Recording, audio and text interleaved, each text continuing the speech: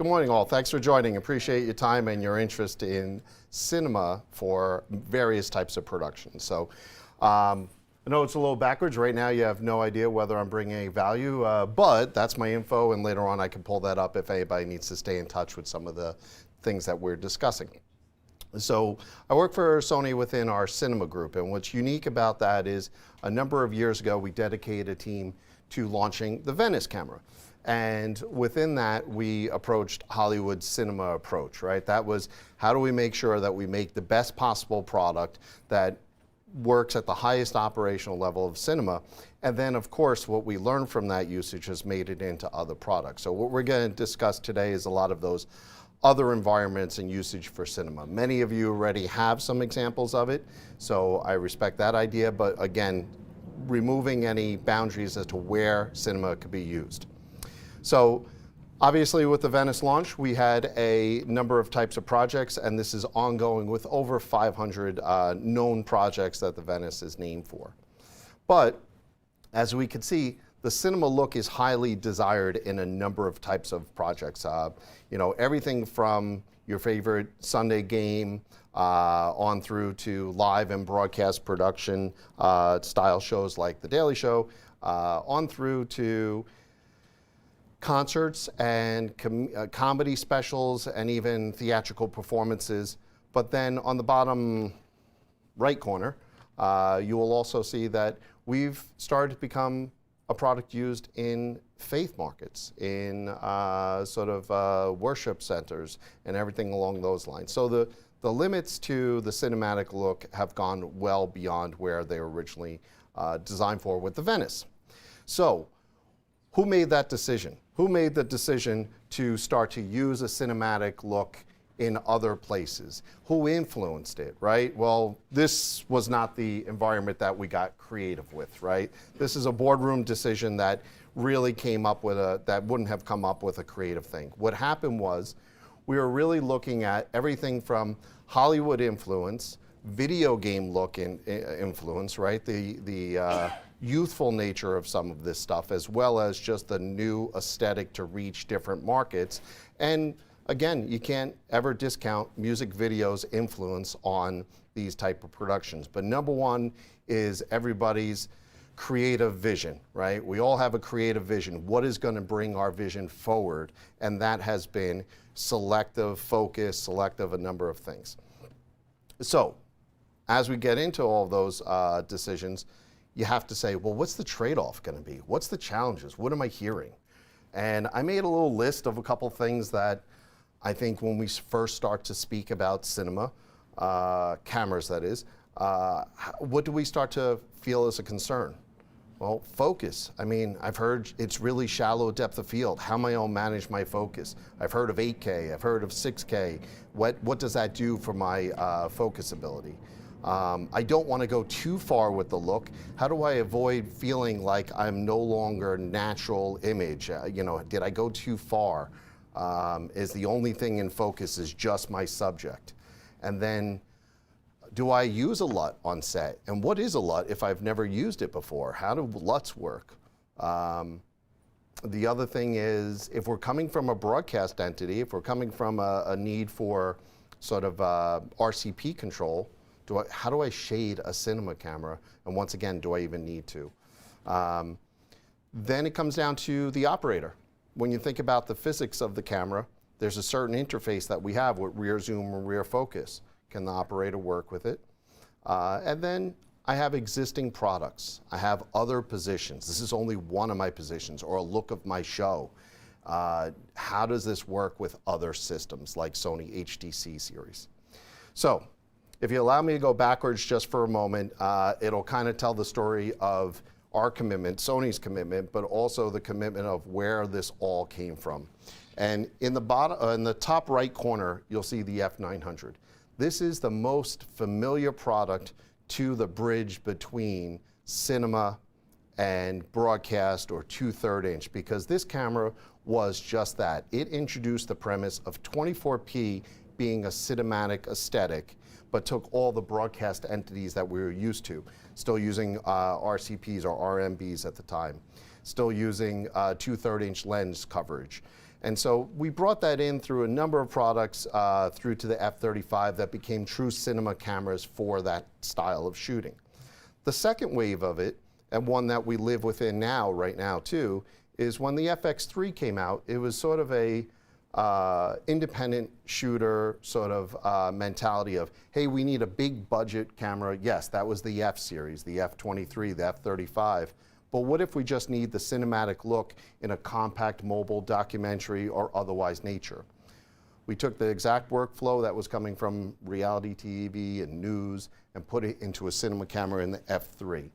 And obviously the maturity of that has reached in through our current days with the FX series and the Venice cameras as well that you're, I'm sure, familiar with. So thanks for reviewing that real quick, but what about on the Sony cinema side? I'm sorry, on the Sony studio side. So we had one of our first 4K cameras come out in the HTC 4300. But that only took the hurdle of, hey, is cinema look 4K, right? Just like we had to decide, is cinema look 24p in the past? So we came out with the HTC 4300, and it's about 10 years ago now, which I guess explains why I have gray hairs. And then now we start to look at, okay, what did we do from there? We started to put the mentality of a studio camera inside our F55 and really our F65. We made dedicated backs that turned these systems into full-time studio cameras. But if you look at the base stations for them, I know they're small on the screen, but this is actually a significant amount of real estate in your machine room and control area. We had a base processing unit that had to manage this footage, and then still a CCU. It was a whole lot. But coming back to the idea that the Venice started this all, we knew that we wanted to create a family of products surrounding it and that we would introduce other multicam cinema environments. The lineup now looks something like this, and I know it's an eye chart, but it's online and available. The main point is that this is products, these are products that extend all the way down to something called the FX30 or the FX3, which are super light, portable documenting cameras that still get the aesthetics that we want from a cinema camera. So, with that said, why do we want to start getting into the aesthetics of cinema? What does it mean? Well, there's something called full frame versus Super 35. And our key principles are that cinema are going to give us more color representation, right? More accurate color representation, a readout speed or a ability to handle high speed action, as well as the ability to get highlights and lowlights to allow for dynamic shooting ranges, even in this environment here, right? Not exactly, you know, the lighting is designed for a conference room or boardroom, not designed for a controlled, flagged environment of lighting. So here in this photo, we have one of our, I'll give away that he's an ASC member, but meaning American Cinematographer Society. But his choice of our cinema system basically means that he could work in the color science and the log space that he wants across our entire line. And that gentleman is Paul Cameron, ASC, high-level cinematographer. So let's take in what jump we're really asking to take here. If you could see the bottom of the screen here, we start with very small chipsets that are probably a little larger than real life, but very close. We're starting with 1/3 inch chips. These are our handy cams, right? These are our little compact cameras. And then next to that is a 2/3 inch. That's still, a lot of us use that as a staple. That sensor real estate compared to a full frame real estate, you could just see the difference in photo sites, both for resolution, for sensitivity, for everything that that additional sensor size offers us. One of those things is going to be depth of field. So as I start to show the option for using Super 35 and full frame cinema sensors, we want to build the value, one, and know that this is something that's valuable to you. So on the one side, we have a full frame image, and the other side, we have Super 35. When I start to do a little bit of zooming, you'll notice that we could throw the focus out with a full frame sensor much easier than we could a Super 35. Now, if you extend this down to 2/3 inch, it's just that much more powerful. And I chose not to even show a slide because you all know how You have to use your iris and lens and camera position in order to get depth of field to fall off with 2/3 inch. So we say we're chasing after a cinematic look. We said maybe 24p is it, maybe 4K, 8K, 6K are the reasons. Here's our principles when we made the look of the Venice. We wanted to make sure we had shallow depth of field, selectable shallow depth of field. We felt that that was cinematic. We also wanted to make sure that whether you're using something called anamorphic lenses, stretching the image, Super 35, full frame, or even 2/3 inch, we would have the agnostic nature of be able to work with any of those lenses. And then lastly, we wanted to make sure that the Ks weren't about Ks, right? We weren't doing 4K, 6K, 8K for the Ks as much as that we could do crop and selections across that area, right? So we don't want to get bogged down on the idea that the recording size and everything else is going to be larger because it's 8K. We could still subsample it down. So our principle is we should always start with the postage stamp of the sensor and then frame within if we need. This is just another example of the fall off. We were sharing an image before which was a serviceman with a background American flag behind it, and of course at that point, how selectable, how out of focus do you want that background in order to achieve still being part of the shot but not distracting, right? So here we just have another example of when is she separated enough from the background and is it selectable? And it is in these cameras where you could choose your background. Here's another reason why we're going to talk about cinema looks and angle of view. So if you're put in an environment, documentary, or interview style, you're going to be faced with something that would be considered angle of view. What lens can I get coverage of this space, a two-shot or whatever, without starting to get fisheye effects, without starting to be at the bottom of the range of the lens. So here is the advantage of shooting with both Super 35 or full frame. You could see that we could be a certain vista in Super 35, but we could be wider angle of view in full frame. That allows me to, number one, capture a greater image, as you could see here, a greater vista, but also allow for a small space for me to get closer to subject and throw out the background. So we're talking about the principles, right? Not necessarily specifically the technology, but the principle behind shooting with a cinema camera. The next thing that we chase after is whether or not, we heard readout speed, all right? I mentioned that there was a fast readout speed. What if we don't have a fast readout speed? What if the achievement was that, you know, well, just as long as it's a good image? Well, 2/3 does something really well. It actually captures the image extremely fast so that there's not this effect that when a train door goes by, it actually skews the image. So what we're chasing after is just this, a still that would create a square frame as expected because the line 1 to line whatever 600 and something has been scanned so quickly that we don't see a shift in what action happened on screen. Right? So that's what we're chasing after when we say fast readout speed. We're chasing after how quickly the first pixel to the last pixel for the action that happened on frame not to be skewed.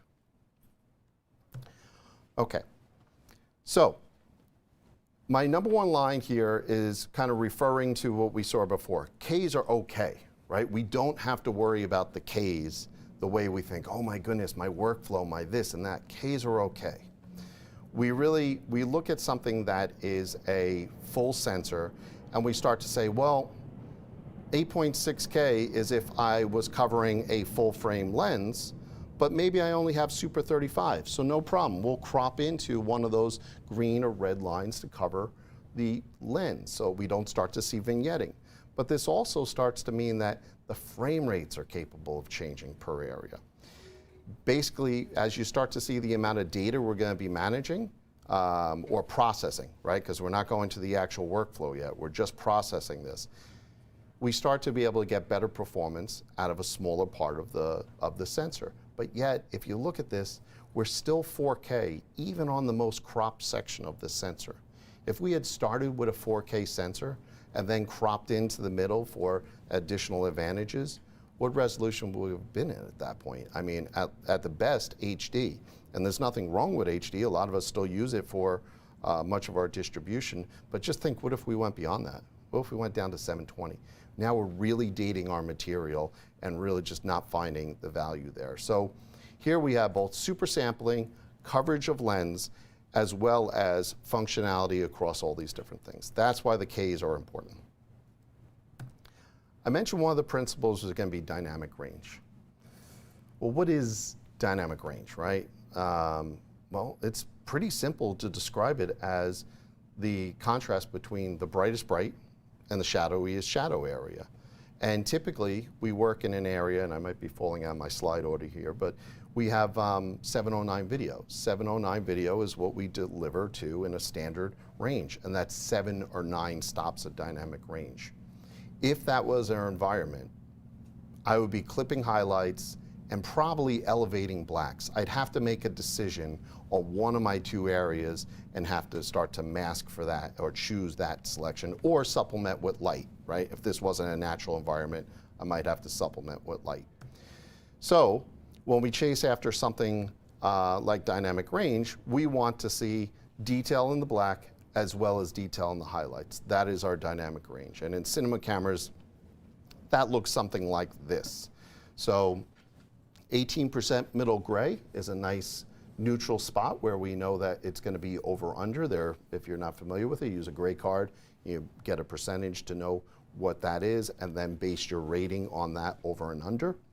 So since this is a lot of text to see from some distance, what I'm just going to share is that that horizontal line basically defines where middle gray is. Below that is 10 stops in the shadow area below that. And then above it is 6 stops of highlights. So what we're really talking about is well beyond the range of what 709 video could actually supply to us. So we're going to talk about, eventually we're going to talk about how do I capture this if I actually wanted to be able to scale where my exposure should be later versus just distributing it quickly with a look on it that achieves the best amount of this 16 stops of dynamic range. Now I'll also note on this slide is something referred to on the top center, if you can see it. It says ISO 800. And then there's another one that says ISO 3200 on the right. Well, in cinema cameras, we speak ISO. ISO is our sensitivity. If you're familiar with broadcast, it's our dBs of gain, right? So we could deviate from that native sensitivity signal to noise ratio of the camera into a format up, above, or below. So most cameras would have a single ISO, be rated as something. But in our cinema products, in Sony cinema products, we issue 2 separate ISOs, and you switch the mode for this because it'll stay with the same dynamic range whether you're in a heavily lit environment like outdoors with ISO 800, or if you're in an indoor environment where you may want additional light sensitivity for documenting, and that would be 3200. You could deviate from those afterwards and adjust by means of dBs of gain, essentially. But you have those as principles. You're either in a low ISO or a high ISO based on your shooting environment. And this is what it looks like in a dramatic setting, right? So I'd ask you, not out loud, but I'd ask you each individually, identify which one of these 2 shots do you think was in our low ISO and which one was high.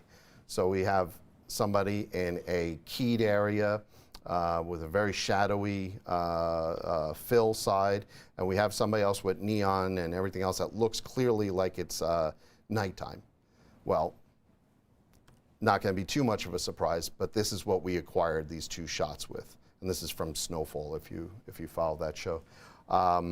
So it followed what you thought it would be used as, right? Low sensitivity for night shot. Here's the one thing about it. Both of these are on set. They had control over the lighting no matter what, too. So this cinematographer chose to be in 800, even though he's indoors. He had control of the lighting, and he just wanted that setting because that was his creative choice. So we make these settings, but it's still available in both. So far we talked about the idea of sensitivity of the camera. What about the color side of it? I'm not going to give an entire thing on color science and go deep into that, but this triangle is the best way to represent that. I said that 709 video is our standard for distributing right now versus HDR or log footage. Here's where the color fits into that, because we have to think, just like picture I striped a rubber band with red, green, and blue. What I'm doing is, not only is the red, green, blue saturated, but as I sort of stretch it out, we're going to have more room to fill in red, green, and blue within that expanded area. That is what those 16 stops of dynamic range needs. Not just more characters of light, it needs more character of color as well. So in the smallest circle here is the blue 709 reference that we're making, right? So that's what the amount of colors we deliver today. And if you go to the furthest outline, which is the only one we're really going to talk about here, it's something called S-Gamut 3. So that is capturing as much as the camera itself can see beyond the 709. So here's the more practical environment of where your color science comes from. First, on the one side, we see that S709 is built into our cameras. That is a complicated, undefined term for simply just being a monitor LUT. And a monitor LUT takes the image from what the 16, 15 stops of dynamic range and what that expanded color would be, and puts it into a usable, crammed in version of itself. That is what the LUT's job does. It takes the overall image and crams it into 709 video. What we did in the Venice was we made that crammed in version really appealing. Skin tones were accurate. The highlights were a gentle roll off, right? So that was our goal. We're not going to be able to show all these stops of dynamic range because not everything has a HDR monitor. Let's make it pleasing. And we use the Venice as that platform. But then we came out with a camera called the FX9. And the FX9 kind of had a different environment for its turnaround and its workflow. So right now we're still on the far left side referring to S-Cinetone. S-Cinetone was a available monitoring or downloadable LUT that was available starting to turn quickly to broadcast. This was an image that we were probably not going to do additional processing to, but we had to take advantage of all things that are cinematic. So if you could read the scale there, basically it limited the color a little bit, it limited the dynamic, but it was falling into the broadcast aspect. More recently, what we did was we started to put looks built into the camera too. Instead of just loading external LUTs, we started putting in feelings, something that you could audition and just see how you feel about it. Warm, cool, vintage, teal and orange. All of these are available built into something like the Burano, but then there's always a library of these LUTs that basically could either be used as monitoring or as your finishing LUT, so you don't have to go into grading. You could quickly start with a cinematic look and put something on top of it. So let's go into some of the applications. We said we would be talking about applications today. So with that basis of the technology behind it, now we're getting back to the creative. In 2020, so about 4 years ago, if you think about it, we started doing concert videos with the Venice camera. This became a quick standard where a lot of projects had the distribution on Netflix and they really wanted to just reach a greater audience. So we got to play a very high level with these products, and these are 15, 25 camera positions, all being crewed by cinema teams, and you can see a number of projects like that. But what else was going on in 2020? COVID was going on in 2020. So as we prepared for the new norm, everything that we learned earlier that time period, maybe it fell into 2019 too, we started to apply for now projects that needed distribution to an audience space that wasn't able to experience in real life.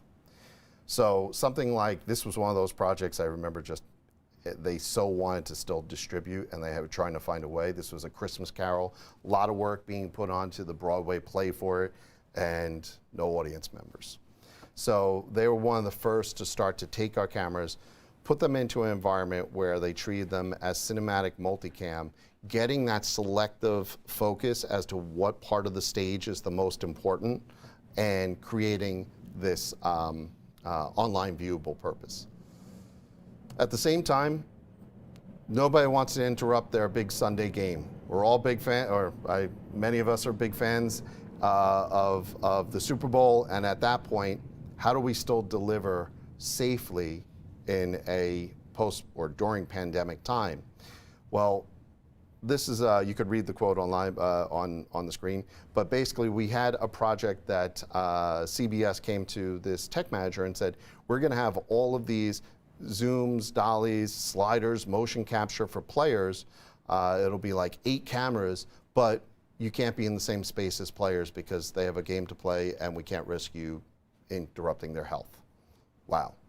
So this group started to take all the cameras, go into fiber back encoders and get all the control, all the communication, and quite frankly, the experience from players was that they just never realized that they could have this experience without somebody being in the grill, right? Like they were actually taken back by the fact that they had independence in the space to operate in a way that they never did before. So there was some creative that came out of these limitations during the pandemic. At the same time, LED walls were on the rise, both before and after. LED walls have some usages called virtual production. Virtual production is one where we simulate the background in order to put the subject into a place. Here I'm going with a very filmic environment, but the same environment could be said of, we had a documentary piece that we couldn't send the talent out to a far off continent. Well, we could put them into that environment once again. And so what did we need when we started to do this? A high enough resolution and acquisition format that would deliver that. And then we also needed the sensor to perform well enough that it didn't start to see flickering in the LEDs or banding or anything else. So the virtual production tools that we used were cinema cameras. And so largely this has been a staple. It looks something like this too on set. So if it's a car processing or it's a LED panel, this is a more practical environment for what I was just showing. This takes in the factor of something that's about 9 foot by 16 foot, a very reasonable LED wall size, puts talent in front of it, or puts a vehicle in front of it and delivers a reality that we would not have been able to get unless we were put in the environment. Think about snow conditions, rainy weather, all your outdoor stuff, all the crew potentials that are challenged by all those environments, and then bring it back into a studio where you have none of those conditions. So it was a very popular tool that cinema cameras started to get used to. Let's get more probably in line with what we do day in, day out. We were talking about teleprompters downstairs. I was talking with a group talking about their teleprompter configuration. And here's an environment for The Daily Show. The Daily Show has adopted full Venice workflow with our cameras being used by a cinema-style production crew. What do I mean by that? This really challenged both the cultural side of it, whether they are video shaders or whether they are DITs, as well as the build of the camera. So here's an environment where we got the teleprompter environment, we have the studio zoom ratios that we need, I have the zoom lens. We have the camera with multiple monitoring purposes so that they could see different return videos, all built within. Now some people may refer to this experience, not quite in this photo because this is pretty mature, but as a science experiment. We had different components. How do we pull these all together so we don't start to feel like we just slapped a bunch of glue together and put something together? The maturity of it reached something like this. Our cinema cameras have finally reached a spot where we could just do full encoding of all the signals, tally, interface, video signals, everything along those lines, and put it into an encoder. That encoder looks something like this on the business side. It does have interconnects of wires to wires to wires, but once assembled, it's a full-time system. That only takes care of one aspect of it though. What about the operator? Well, the operator gets rear zoom and rear focus from something like Fujinon just like they would any other camera. So rear of camera, you have the same interface. What about the shader, or what about the video side of it? Well, you could see that the Venice has a way to talk in two languages. One is the cinema language. We said ISOs, right? We said dual base ISO is the equivalent of dBs. Well, what if we just program the camera to actually speak in dBs? So now a shader or an operator could actually treat it just like they would their HDC studio camera positions. We'll operate in dBs of gain instead of ISO positions. How do they interface with that camera is different too. So we're not going to operate with somebody on the side panel touching all the buttons.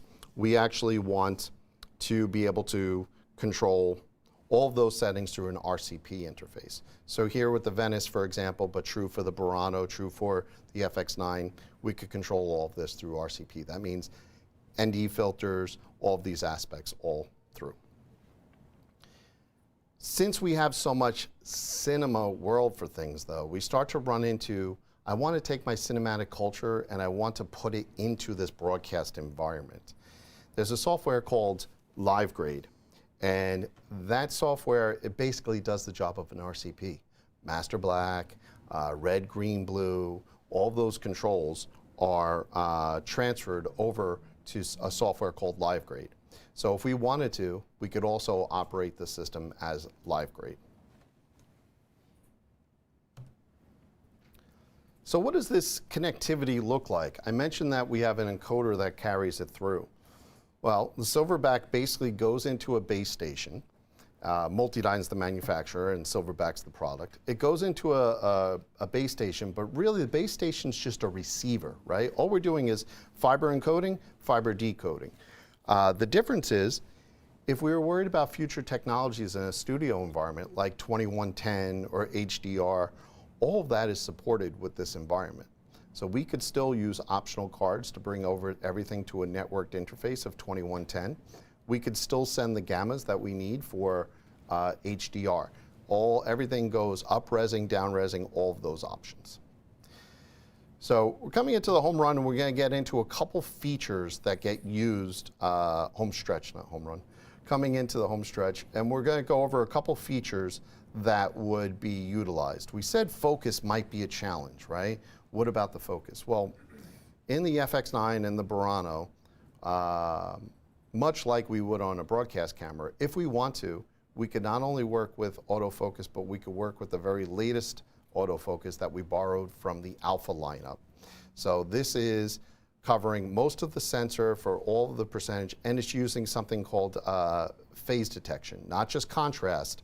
This is actually really advanced, quick responding autofocus built into the camera lens system. So very powerful tool if somebody wants that creative purpose to use autofocus. What about if we manage, and I'm going to set this into motion, you're going to look at that center spot called T15, and to the left of it is a ND indicator starting with a decimal, .6. So I'm going to set this into motion now. So what if we want a ND filter? We're used to wheels in broadcast where we would come in, interrupt the shot, and during that interruption you wouldn't do the take, right? You would stop and then wait for the filter to kick in. Now, borrowed from the cinema world, we have a variable ND that won't affect the iris, right? We won't affect your f-stop or your t-stop. We'll only affect the overall image. And what's that doing is keeping the same depth of field throughout the entire shot. Now here, clearly you see that I'm not compensating with light, so all it is getting darker and darker. But if we were going indoor and outdoor, if it was an arena and I was going indoor and outdoor, I'm going to be able to compensate with just on the fly adjusting the ND filter without having to lose the shot's take. I could still take to that camera. Another thing that, and again, going to set this into motion so you guys can see the image as we talk through it. So another thing that we borrow from the cinema world and apply into multiple genres is stabilization. Stabilization usually was reserved for 2/3 inch longest lenses. We assumed that they were big box lenses and that's where the vibration came in. And then everybody wanted a stabilization system. I'm not sure if I could put it back into motion, let me see. Yeah. And then everybody wants stabilization rigs, movies and things like that. Well, not always is the floating look desired. Maybe it's too floaty. So what we started to run into is the FX3 was being used for those positions. This is a compact camera that is very capable, but a small form factor and not an entire crew around it. We borrowed the image stabilization from that camera and put it into our larger format Burano camera. And now we have stabilization that can be utilized for bleacher vibration, bass speakers, fighter jet environments, anything that really just needed some stabilization without a rig. The other creative tool that we started to introduce from cinema was called the Rialto system. This works exclusively with the Venice camera, but it takes the sensor out of the system and places it into a small cavity that's wired that allows you to feel almost like you have this non-intimidating factor that you could just place in any environment or actually operate where you're not infringing in a non-actor comfort, right? Like not always are our speakers comfortable being around a camera. Well, this format is going to allow them to have a much smaller footprint. And it looks something like this. This is actually a photo from Top Gun Maverick. So when the canopy closed down, we didn't have room for the fourth camera to be placed with the angle of the canopy.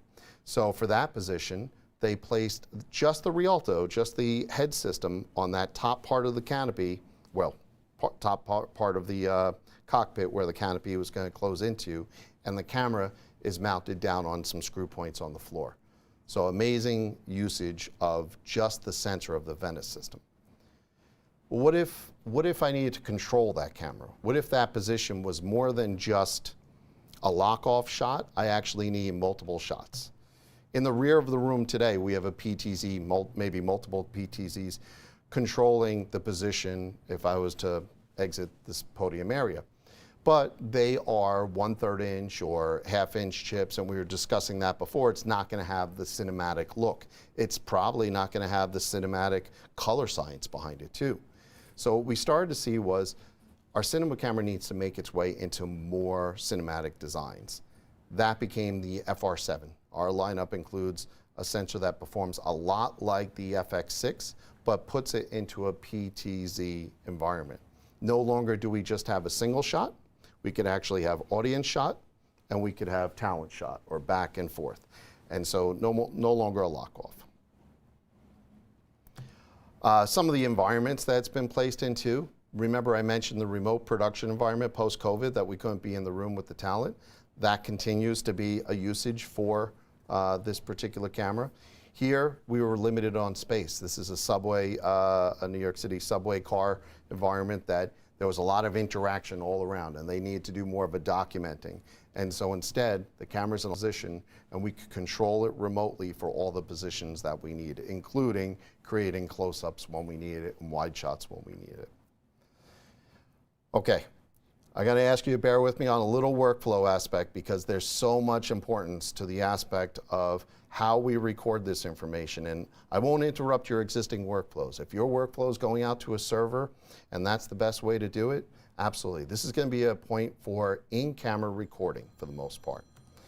So bear with me. As we look at 4K recording, we had the idea of how long will this card last me, and then that relates to how much transfer time am I going to manage, and then how many SSDs in the field will I actually need to transfer to. So if you start to look at these numbers, they're basically trying to show, or they show that there's two formats, XOCN, which is a raw format we're going to get into, and XAVC. XAVC is our standard of recording right now. It's a 10-bit format. Before we go to the next slide, I just want to show an illustration because this is the easiest way to see what I'm asking of you is going to actually be no additional data size. This raw format, this format called XOCN that I'm referring to here, is the gray bar, second one down. Above it is our XAVC format. Both of those resolutions are 4K. We've now gotten to where raw video, and I'll explain why that's similar, but XOCN essentially is a raw format, is about the same data size as that of a video recording. And yet, what are going to be the advantages? Why do this then? Well, our XAVC format basically avoids the undesirable effects of high contrast texture reproduction. What does that mean? Well, if we have a lot of frequency, a striped shirt or something like that, if we have extreme highlights and extreme shadows, if we have that range, we're going to need something that captures it thick enough, and that is XOCN. So we get the smaller file size while still retaining the ability to work in the various resolutions of our cameras. Cinema cameras, we went over the slide where it's not just 4K, it's 4K, 6K, 8K. Not always are they for the Ks, but if we do want to record that resolution, how are we going to support it? This is a scalable format that could capture all of those different resolutions. So in a visual term, where are we worried about 16-bit RAW versus 10-bit log? Maybe we're good, maybe 10 bits enough. If you know, it's actually in the highlights. The highlights are going to be clipped, and that's where we have to protect a lot of our highlights. And here's an example of this. So what we're focused on in this shot is just that mountain range with the highlights. And this is a log shot with the two children. It's a log shot. But then on the bottom, I made the waveform of it, right? So there's the waveform. And it's just that red, green, blue parade that we're looking at in that small section of the shot. Now, from the rear room, you might just see that you see some parades here on the pixels, and they are very dense. What we're going to look at is a 10-bit format first. This is 10-bit. 16-bit. I know it's going to be hard to see, but the gradations across each one are that much more expanded. What we're talking about is that rubber band theory that I mentioned. As we start to increase the amount of light that's coming in, we want to increase the amount of color that could fit in, and 16-bit makes that available. So the bit depth matters greatly, as well as RAW. So coming up to time, and I just want to see how we did. So the idea of how to manage focus had been addressed. We decided, can we really shade the camera? We could definitely shade the camera in multiple ways. Will the operator be able to have rear zoom and rear focus? Absolutely. Cinema doesn't limit that. And then how do we start to make this match with broadcast cameras? Well, shading and those LUTs could start to match it. But then there's a couple questions. Will it look like a video game, and do I need a LUT? Those are giant maybes. Maybe you are going to use a LUT. Maybe you don't want to deliver it that way. Do you want it to look like a video game? That comes back to the creative mind. So you just have to consider what works for your project. So that was a dive into the different places that we could go with cinema products, but the best resources are people at times that don't always work for Sony, right? Independent stories. And all of those stories could be found on our Sony Cine website. So this is where groups like Funicular Goats that produce the halftime show, or documentarians put up stories in combination with us. It also is our resource for all those LUTs that we discussed, as well as the different formats and scan modes and frame rates that we discuss. So Sony Cine, it's a pretty easy website to get to, but if you're a QR fan, this will direct you to it. And with that, I'll check with the room and see if I'm allowed to still have time for questions or if we're wrapping out. We're good for any, would anybody like to return to a slide that they have questions on? Okay, we'll leave this up for a moment. Yes? I just have a quick question about ISO functionality, you know, the base rates being different. If you switch between them, do you have to reboot the camera, or can you kind of do that right on the You do not. You could switch on the fly, sorry, I don't have a better way because I'm in presentation mode. But no, you will just go directly through to 3200 or 800 as it would apply. Is there any function you'd have to reboot the camera for? Typically system frequency, your frame rates. Frame rates often require reboot. That's one of the big ones. Record format in some. If you go into a raw record mode, the system is sending a signal to a spot that wasn't activated, and you're actually doing a different power draw for raw versus XOCN. So you would reboot for engaging raw and for system frequency. Those would be the two biggest things. Now, mind you, we are and I didn't realize how true this was, we are the quickest reboot camera or boot cycle of any manufacturer I've seen. I won't mention the other brands, but to see 30 seconds or more while waiting for roll is just foreign to me. I've been at Sony for 13 years or so now, so I really haven't had the exposure to it. I was like, this is normal. Other questions? ISO we talked about. I'll come back to this if anybody feels that questions come up and want to discuss. Sorry for the way to go through this, but probably the most efficient. Okay, give that another moment. Yes? Are there any plans to like put that variable ND into smaller bodies? So if we're talking in our cinema product line, to state where it exists, it stops at the FX6, right? So the FX6 has a variable ND, the FX3 and 30 do not. Part of following the culture of a compact camera is removing some of those features to keep it that compact. That said, in the Handycam world, we did introduce it in some of our documenting cameras, so that we do place it into other pieces. In cinema line, no, we don't currently have a plan to add that. There is an external product that does that. It's called Cinefade, which works on like a polarizing aspect, but it's quite large and it would be a different purpose. It's really for episodic and feature. But you can do it externally as well, just not to the efficient level that we do in our cinema cameras. Yeah. The slide about the readout speed of the subway door Mhm. shifting, on the engineering side, is there any plan for the cinema cameras to ever try to do like a global shutter where like it's all? So global shutter is always an interesting thing to review as a manufacturer. We had it in the F55, and if you remember, the F55 had a counterpart of the F5. The F5 eliminated the global shutter, and you also saw the ISO sensitivity change.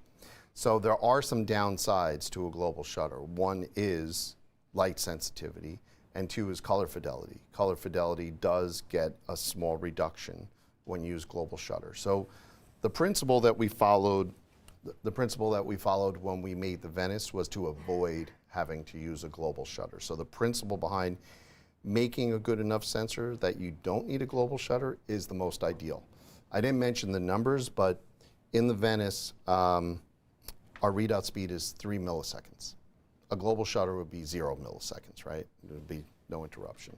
A poor performing camera would be somewhere around 30 milliseconds. So when you think about that range, we've gotten where cinema cameras, at some of our cinema camera levels, perform without the interest of needing a global shutter. Yeah, but we introduced it in the Alpha 9 Mark II, so there is still always developing usages for global shutter. But no, right now, I think we're chasing after the idea of better performing chips. Yep. All right, with that, I think we're at time. And again, I'm really encouraged by how many people are interested in using cinema cameras for so many different applications. We have a booth downstairs where we're available to talk through. Sony has a booth downstairs that we're able to talk through any additional questions. But thanks for your time. Appreciate it.